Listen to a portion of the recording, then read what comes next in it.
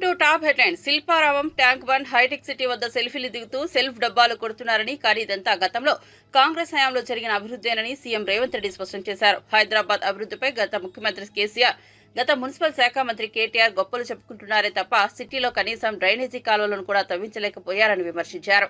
వాళ్లు చేసిన వెధవ పనులకు ఫామ్ హౌస్ లో పడుకుంటున్నారని, వారి గురించి మాట్లాడడం కూడా దండగేనని ఘాటు విమర్శలు చేశారు. ప్రజాపాలన ప్రజా విజయోత్సవాల్లో భాగంగా హైదరాబాద్ ఐమాక్స్ సమీపంలోని హెచ్ఎండిఏ మైదానంలో జరిగిన హైదరాబాద్ రైజింగ్ వేడుకలకు సీఎం ప్రారంభించారు.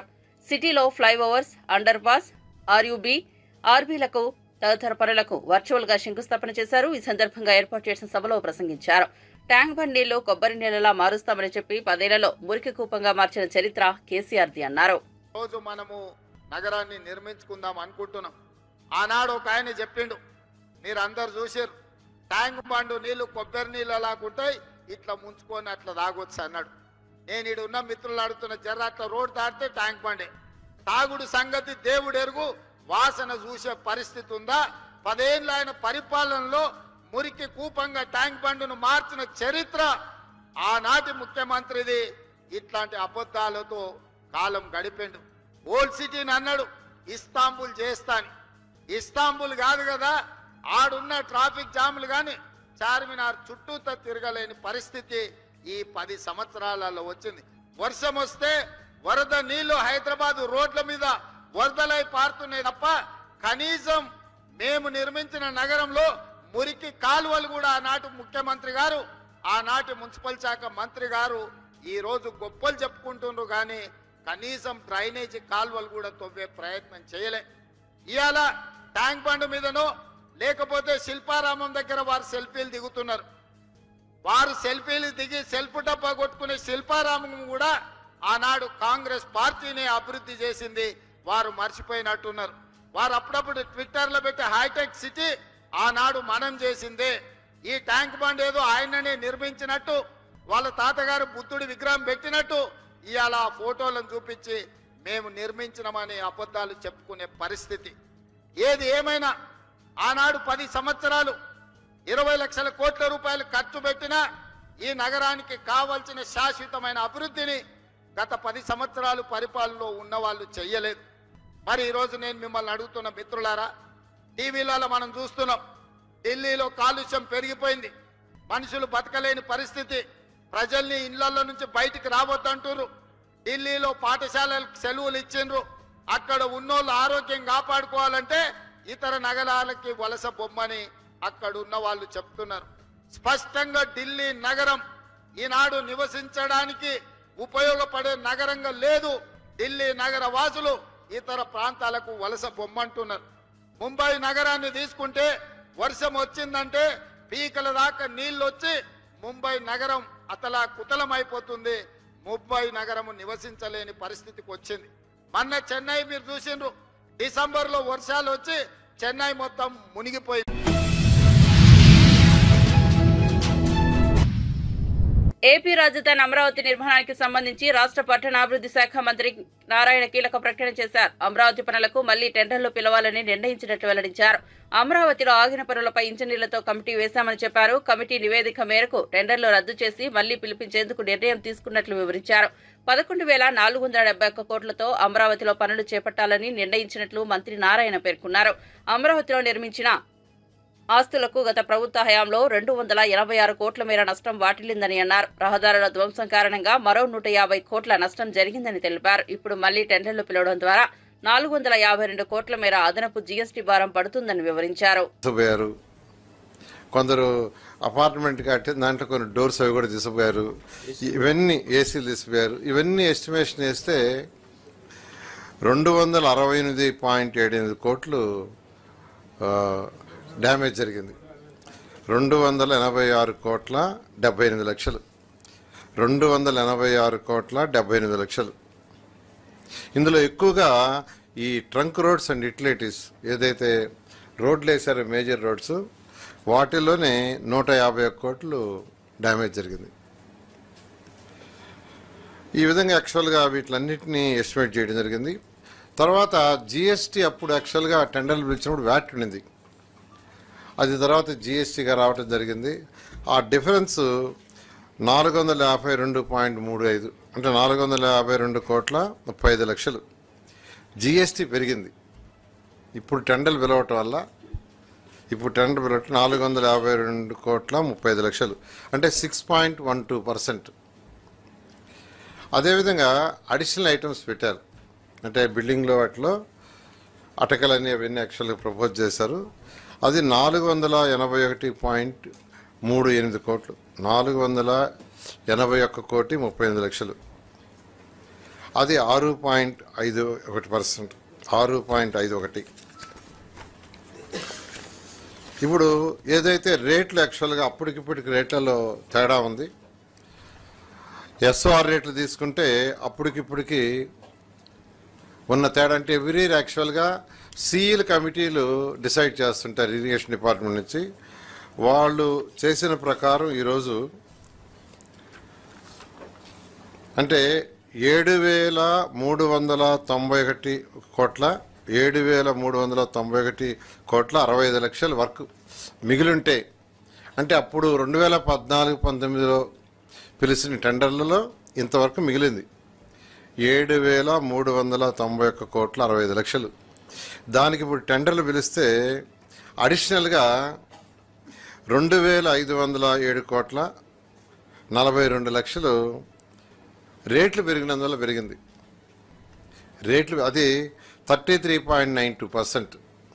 ఎస్ఆర్ రేట్లు అంటారు. అవి ఇరిగేషన్ డిపార్ట్మెంట్ టోటల్ కమిటీ నిర్ణయిస్తుంది. అంటే కంకరకు కానీ, స్టీల్కి కానీ, సిమెంట్కి కానీ ఎవ్రీ ఇయర్. దాని ప్రకారం ఇప్పుడు వేస్తే 2,507,42,00,000 అంటే 33.9.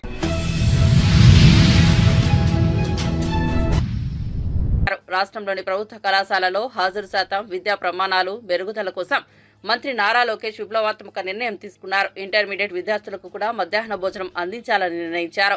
ఉండవల్లి నివాసంలో పాఠశాల విద్య, ఇంటర్మీడియట్ విద్యాశాఖ ఉన్నతాధికారులతో రాష్ట్ర విద్య, ఐటీ, ఎలక్ట్రానిక్ శాఖల మంత్రి నారా లోకేష్ సమీక్ష నిర్వహించారు. ఈ సమావేశంలో లోకేష్ మాట్లాడుతూ 10వ తరగతి పూర్తి చేసిన పేద విద్యార్థుల్లో డ్రాప్ అవుట్స్ ఎక్కువగా ఉన్నాయని వెల్లడించారు. ప్రభుత్వ ఇంటర్మీడియట్ కళాశాలలో మధ్యాహ్న భోజనం కల్పించడం ద్వారా డ్రాప్ అవుట్స్ ను కొంతమేర తగ్గించే అవకాశం ఉందని చెప్పారు.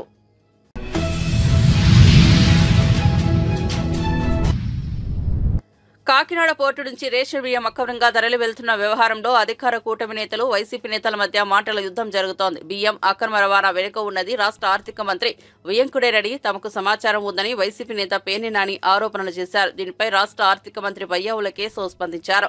తన వియ్యంకుడి కుటుంబం 3 తరాలుగా బాయిల్డ్ రైస్ ఎగుమతుల వ్యాపారంలో ఉందని స్పష్టం చేశారు. అయితే తమ కుటుంబంతో బియ్యం ఏర్పరచుకున్న తర్వాత వారు బియ్యం వ్యాపారం చేయడం లేదని వెల్లడించారు.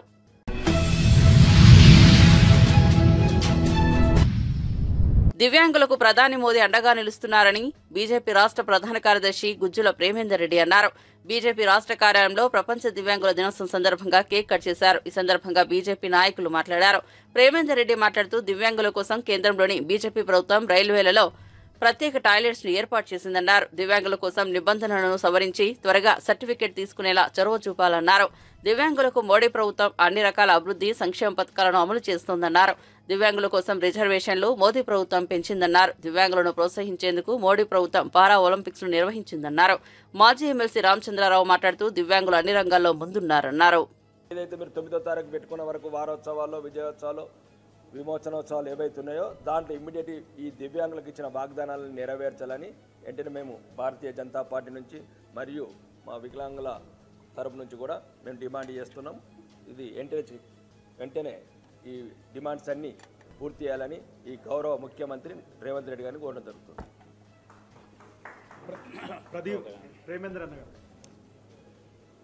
ముఖ్యంగా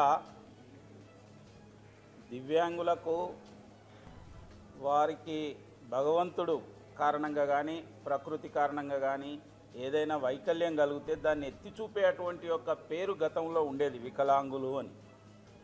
కానీ నరేంద్ర మోడీ గారు మొదటిసారిగా దివ్యాంగులు అనే యొక్క నామకరణం చేసి ఎక్కడ కూడా అలాంటి యొక్క లోపాన్ని ఎత్తి చూపడం కాకుండా మీకు చేయూతన కనుక ఇస్తే మీరు ఒక దివ్యమైన శక్తులతోని పనిచేయగలుగుతారు, అద్భుతాలను సృష్టించగలుగుతారు అని చెప్పి గుర్తించి ఆ విధంగా ప్రోత్సహించిన యొక్క వ్యక్తి మన ప్రధానమంత్రి నరేంద్ర మోడీ గారు. కేవలం చెప్పడమే కాదు, నేను రైల్వే దీనికి సంబంధించినప్పుడు కూడా చూశాను. రైల్వేలో ప్రత్యేకంగా దివ్యాంగులకు టాయిలెట్స్ కూడా ఏర్పాటు చేసిన యొక్క ఘనత నరేంద్ర మోడీ గారు. అదేవిధంగా పబ్లిక్ టాయిలెట్స్ ఎక్కడన్నా ఉంటే గతంలో ఎవరు పట్టించుకోకపోయేది, అరే ఎట్లుంటుంది అని మిగతా వాళ్ళకు వేరు, కానీ వాళ్ళకి ఏ విధమైన యొక్క టాయిలెట్ ఉంటే వాళ్ళు యూజ్ చేయగలుగుతారు. వాళ్ళకు అదేవిధంగా రైల్వేకి వెళ్ళినప్పుడు టికెట్ ఎట్లా తీసుకోవాలి, వాళ్ళు ఎక్కడ ఎక్కాలి, ఏమిటి, దానికి సంబంధించిన యొక్క లిపిని, దానికి ఆ యొక్క సిగ్నల్స్ను కూడా ఏర్పాటు చేసి ఆ విధంగా ప్రతి మైన్యూట్ మైక్రో లెవెల్ విషయాలను కూడా ఆలోచించి దివ్యాంగులకు కనుక చేయూతనిస్తే అద్భుతాలు సృష్టించగలుగుతారని చెప్పి గుర్తించిన యొక్క మహనీయుడు నరేంద్ర మోడీ గారు. అదేవిధంగా వాళ్ళకి సర్టిఫికెట్ రావాలంటే ఇబ్బంది ఉండేది, అనేక రకాల విషయాలు ఉండేది. వాట్లల్లో అనేక నిబంధనలు సరళీకరించి ఆ యొక్క సర్టిఫికెట్ వచ్చే విధంగా కూడా చేసిన వ్యక్తి ప్రధానమంత్రి నరేంద్ర మోడీ గారు. ఆ విధంగా ఎన్నో, ఇంతకుముందు నాగేశ్వరరావు గారు చెప్పినట్టు రిజర్వేషన్ కూడా దివ్యాంగులకు పెంచిన ప్రధానమంత్రి నరేంద్ర మోడీ గారు. కాబట్టి రాబోయే రోజులలో దివ్యాంగుల పక్షాన భారతీయ జనతా పార్టీ, నరేంద్ర మోడీ ప్రభుత్వం అండగా ఉంటుంది. తప్పక మీరు ముందుకెళ్తారు. అదేవిధంగా పారా ఒలింపిక్స్ పేరుతోని దేశంలో ఆ విధంగా ఒలింపిక్స్ నిర్వహించి దివ్యాంగులు కూడా వాళ్ళలో అద్భుతమైన యొక్క ప్రతిభా పాఠవాలు ఉన్నాయని సమాజానికి చాటి చెప్పడమే కాదు, రెగ్యులర్గా వాళ్ళను అనేక విధాలుగా ప్రోత్సహించే పనిని కూడా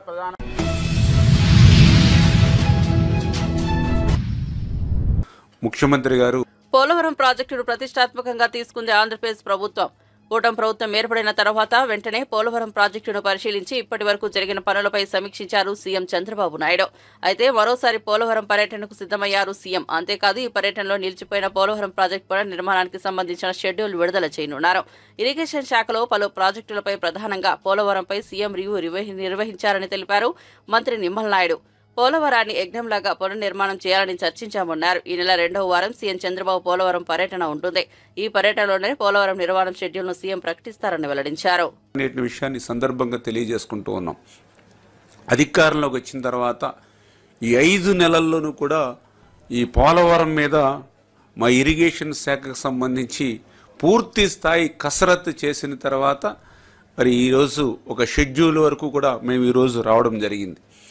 అంటే గత 5 సంవత్సరాల పాలన విధ్వంసం నుంచి మళ్ళీ నిర్మాణం దశకు ఈరోజు పోలవరం చేరుకుంటుందనే విషయాన్ని కూడా మరి ఈ సందర్భంగా తెలియజేసుకుంటూ, అందులో ముఖ్యంగా ఏదైతే సాంకేతికపరమైనటువంటి సమస్యలు ఎన్నో మాకు సవాళ్లుగా నిలిచాయి ఈ 5 నెలల్లో.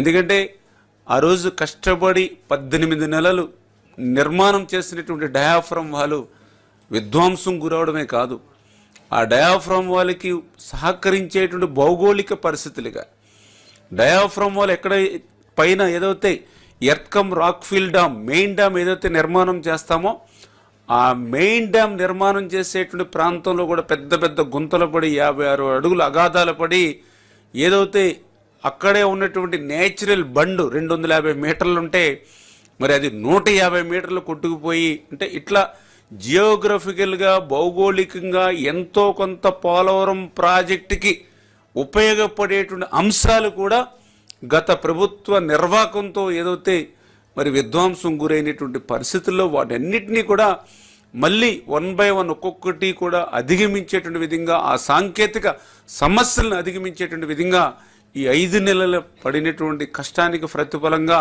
మరి ఈవేళ ఒక షెడ్యూల్ మరి నిర్మాణం చేసుకుని మరి 2025లో ఈ యొక్క పోలవరం ప్రాజెక్టు పనులు పూర్తి స్థాయిలో అటు డయాఫ్రమ్ వాళ్ళు కానీ ఏదైతే మెయిన్ డ్యామ్ ఎర్త్కమ్ రాక్ఫిల్ డ్యామ్ కానీ మరి చంద్రబాబు నాయుడు గారు మరి ఏదైతే షెడ్యూల్ విడుదల చేస్తారనే విషయం, దీనికి సంబంధించినటువంటి సాంకేతిక అనుమతులు కూడా చాలా వరకు సూత్రప్రాయంగా, ఎందుకంటే మొన్ననే మీరు చూశారు ఏదైతే 3 రోజుల వర్క్షాప్ ఏదైతే పోలవరంలో జరిగిందో, ఇంటర్నేషనల్ ఎక్స్పర్ట్స్, అదేవిధంగా సిడబ్ల్యూసి, పిపిఏ, మన స్టేట్ జలవనరుల శాఖ అధికారులు అందరూ కూడా సమన్వయంతో 3 రోజులు ఏదైతే వర్క్షాప్లు జరిగిందో అందులో కూడా ఈ యొక్క డయాఫ్రమ్ వాళ్ళు నిర్మాణం డిజైన్స్ని కూడా వాళ్ళు ఆమోదించడం జరిగింది. అదేవిధంగా ఆ డయాఫ్రమ్ వాల్ నిర్మాణం జరుగుతున్నటువంటి దశలోనే ఈ యొక్క ఎర్త్కమ్ రాక్ఫిల్ డ్యామ్ కూడా మరి ప్యారలల్గా సమాంతరంగా నిర్మాణం చేసేటువంటి విధంగా కూడా మరి సూత్రప్రాయంగా కూడా అంగీకారం జరిగింది. అంటే సమయాన్ని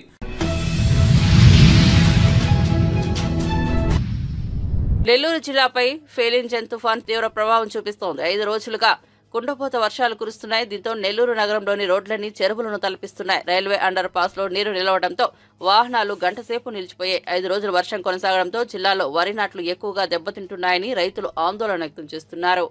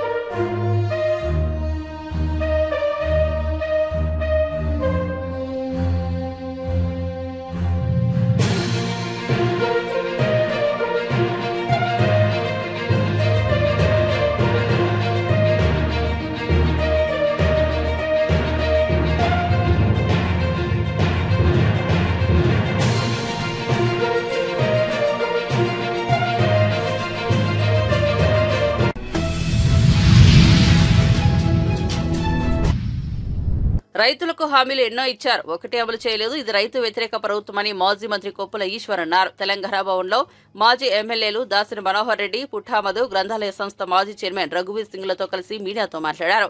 తెలంగాణలో మళ్లీ సమీక్ష రాష్ట్రంలో ఉన్న పరిస్థితులు పునరావృతం అవుతున్నాయన్నారు. రైతుల ఆత్మహత్యలు మళ్లీ పెరుగుతున్నాయని ఆందోళన వ్యక్తం చేశారు. ప్రభుత్వ విధానాల ఫలితంగా గత ఏడాది కాలంలో 620 మంది రైతులు ఆత్మహత్యలు చేసుకున్నారని ఆవేదన వ్యక్తం చేశారు. రైతు రుణమాఫీ సరిగా జరగలేదు, రైతు భరోసా లేదు, ఇరిగేషన్ సదుపాయాలు రాష్ట్రంలో కుంటుపడ్డాయన్నారు. ఉన్నప్పుడు ఖచ్చితంగా రైతులు మళ్ళీ దుక్కి దున్నేటువంటి సమయానికి వాళ్ళ ఖాతాలలో రైతు బంధు మరి అమలు చేసినటువంటిది గతంలో మనం చూసినాం. మరి ఈ ప్రభుత్వంలో మాత్రం ఇంకా ఆశలు పెడుతున్నారు. రేపిస్తాం, మాపిస్తాం, లేదంటే ఈ పండగకి ఇస్తాం, సంక్రాంతికి ఇస్తాం. తర్వాత చిత్రమైన విషయం ఏంటంటే అసలు రైతు బంధే అవసరం లేదు, రైతు భరోసానే అవసరం లేదు, రైతులకు 500 బోనస్ అయితేనే బాగుంటుందా అని స్వయంగా వ్యవసాయ శాఖ మంత్రి మొన్న రైతు సంబరాలలో మహబూబ్ నగర్లో ముఖ్యమంత్రి గారి సమక్షంలో మాట్లాడిండు. అంటే దీన్ని బట్టి ఏమర్థం చేసుకోవాలి అంటే మీరు రైతు భరోసాకు ఎగనామం పెడుతారని ఆలోచిస్తున్నారు అనడంలో ఎటువంటి సందేహం లేదు. ఒక రకంగా మెంటల్గా ప్రిపేర్ చేస్తున్నారు. ఇప్పటికే 2 సార్లు ఇవ్వకుండానే రైతులకు ఆల్రెడీ తెలిసింది మీరు ఇవ్వరు అని. ఇక మీరు నిర్ణయానికి వచ్చిండ్రు అనేది దీన్ని బట్టి తెలుస్తున్నది. తర్వాత మీరు ఎంత దారుణంగా తప్పించుకునే ప్రయత్నం చేస్తున్నారంటే, అసలు రైతు భరోసా మీరు ఏదలుచుకుంటే నిజంగా కూడా సంవత్సరానికి 15,000 కోట్లు అవుతాయి. మరి 15,000 కోట్లకు ఎగనమ్మం పెట్టి మీరు ఈ 500 రూపాయలు ఏదైతే ప్రోత్సాహక బోనస్ ఉన్నదో ఇదే బాగున్నదని రైతులు అంటున్నారని చెప్తున్నారు కదా. అంటే రైతులేం అమాయకులు కాదు, తెలియని వాళ్ళు కాదు, మీరు కూడా ఏం అమాయకులు కాదు, మీరు కావాలనే చెప్తున్నారని తెలుస్తున్నది. ఈ సంవత్సరమే మీరు చెప్పిన లెక్కనే చెప్తున్నాం. 1,53,00,000 మెట్రిక్ టన్నుల ధాన్యం పండింది. దానికి మేము సన్న వడ్లకు మేము 500 బోనస్ ఇచ్చినాము అని ఘనంగా గొప్పగా చెప్పుకుంటున్నారు. మీరు ఇచ్చింది ఇప్పటి వరకు 5,19,000 క్వింటళ్లకు మాత్రమే 500 రూపాయల బోనస్ ఇచ్చిండ్రు. దీని లెక్క చూస్తే కేవలం ఒక 6 కోట్లకు మించి 26 కోట్లకు మించి లేదు. 26 కోట్ల రూపాయలు ఇచ్చి 15,000 కోట్ల రూపాయలు ఎగబెడదామనేటువంటి ఒక ప్రణాళిక మాత్రం మీరు సిద్ధం చేసుకున్నట్టు కనబడుతున్నది. నేను అడుగుతున్న ఈ ప్రభుత్వాన్ని, ముఖ్యమంత్రిని, వ్యవసాయ శాఖ మంత్రిని, మీరు ఎన్నికల సమయంలో వడ్లకు మేము 500 బోనస్ ఇస్తాం. బీజేపీ రాష్ట్ర కార్యాలయంలో మాజీ ఎమ్మెల్యే ఎన్వీఎస్ఎస్ ప్రభాకర్ మీడియా సమావేశం నిర్వహించారు. ఈ సందర్భంగా ఎన్వీఎస్ఎస్ ప్రభాకర్ మాట్లాడుతూ కాంగ్రెస్ ప్రభుత్వం చేస్తున్న సంబరాలు ఎవరి కోసం చేస్తున్నారని వారికి అర్థం కావడం లేదని, సుప్రీంకోర్టు తీర్పు వెలువడిన కొద్ది గంటలకే వర్గీకరణకు కట్టుబడి ఉన్నామని రేవంత్ చెప్పారన్నారు. దేశంలోనే వర్గీకరణ చేసిన రాష్ట్రంగా తెలంగాణ నిలుస్తుందని చెప్పిన ముఖ్యమంత్రి ఒక్క అడుగు ముందుకు వేయలేదని, రాజకీయంగా మాదిగలను ముంచింది కాంగ్రెస్ పార్టీ అని ఆయన మండిపడ్డారు. సబ్ ప్లాన్ ను ముఖ్యమంత్రి నిర్వీర్యం చేస్తుంటే ఉప ముఖ్యమంత్రి స్పీకర్ నోరు మెదపడం లేదని, మాటలను ఒక కాంగ్రెస్ నాయకులు రెచ్చగొడుతున్నారన్నారు. మాదిగలను ఒకవైపు నుంచి మరోవైపు మాలలను రెచ్చగొడుతున్నారని, ఎస్సీ వర్గీకరణపై కాంగ్రెస్ విధానం స్పష్టం చేయాలని ఆయన వ్యాఖ్యానించారు. తెలంగాణ రాష్ట్రంకి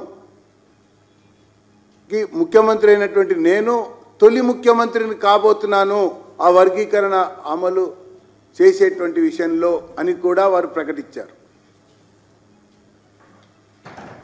ఆ ప్రకటన చేసి నెలలు గడిచింది. కార్యాచరణ విషయానికి వస్తే రాజకీయంగా మాదిగలను ముంచింది కాంగ్రెస్ పార్టీ. మంత్రివర్గం విషయంలో కావచ్చు, లేదా ప్రాతినిధ్యం కల్పించేటువంటి విషయంలో కావచ్చు, మాదిగల్ని ముంచినటువంటి పార్టీ కాంగ్రెస్ పార్టీ. ఇకపోతే ఈ ఏడాది కాలంలో సబ్ ప్లాన్ సంబంధించినటువంటి విషయం అమలు తీరు తెన్నులు కనుక పరిశీలిస్తే అసలు సబ్ ప్లాన్ని ఈ ప్రభుత్వం గాలికి వదిలేసినట్టుగా ఉంది. పట్టనట్టుగా, ముట్టనట్టుగా, చూడనట్టుగా, తెలియనట్టుగా ఆ నిధులు కేటాయింపులో, నిధులు ఖర్చు చేయటంలో వివరించినటువంటి తీరే, సాక్షే ఆర్థిక మంత్రి, పైగా ఉప ముఖ్యమంత్రి. ఆయనతోనే, ఆయన చేతితోనే, ఆయన తీసుకొచ్చినటువంటి సబ్ ప్లాన్నే నీరు గార్చేటట్టుగా ఈ రేవంత్ రెడ్డి ప్రభుత్వం వ్యవహరిస్తూ ఉంటే నోరు మెదపలేని స్థితిలో ఉప ముఖ్యమంత్రి, శాసనసభ స్పీకర్ ఉన్నటువంటి ఒక విషయం చాలా స్పష్టంగా అవుపడతా ఉంది. ఇకపోతే కాంగ్రెస్ పార్టీకి వర్గీకరణ విషయంలో కొత్త ఆలోచనలు వచ్చినాయేమో, లేదా విధానం మారిందేమో. ఈ మధ్య కాంగ్రెస్ పార్టీకి సంబంధించినటువంటి ఒక అగ్రనాయకుడు ఒక కొత్త సమావేశాన్ని పెట్టాడు. పెట్టి మాలలను రెచ్చగొడతా ఉన్నాడు. మాదిగలనేమో ఒకవైపున ముంచారు, ఇప్పుడేమో మాలలనేమో రెచ్చగొడతా ఉన్నారు. అసలు కాంగ్రెస్ పార్టీ యొక్క వైఖరి ఏంటి ఈ వర్గీకరణ పైన అని చెప్పని స్పష్టం చేయాలని చెప్పని భారతీయ జనతా పార్టీ డిమాండ్ చేస్తూ ఉంది. ముఖ్యమంత్రి ఎందుకు నోరు విప్పటలేదని చెప్పని నేను ప్రశ్నిస్తా ఉన్నా. పిసిసి అధ్యక్షుడు ఎందుకు మాట్లాడతలేదని చెప్పని నేను నిలదీస్తా ఉన్నా. వర్గాల మధ్య వైషమ్యాలు పెంచడం కొరకు ఈ కాంగ్రెస్ పార్టీ ఇందిరమ్మ రాజ్యంలో చేస్తున్నటువంటి ప్రయత్నమా ఇది అని చెప్పని నేను పేరు.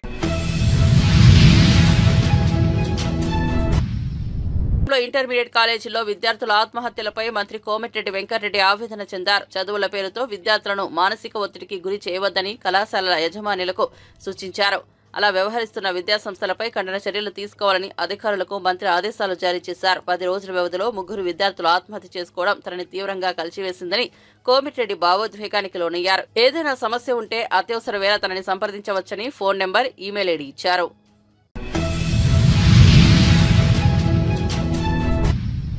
కొండగట్టు ఆంజనేయ స్వామిని ప్రముఖ సినీ హీరో వరుణ్ తేజ్ దర్శించుకున్నారు. మంగళవారం ఆయన స్వామివారి సేవలో పాల్గొని ప్రత్యేక పూజలు చేశారు. తొలిసారిగా తాను హనుమాన్ మాల ధరించినట్లు చెప్పారు.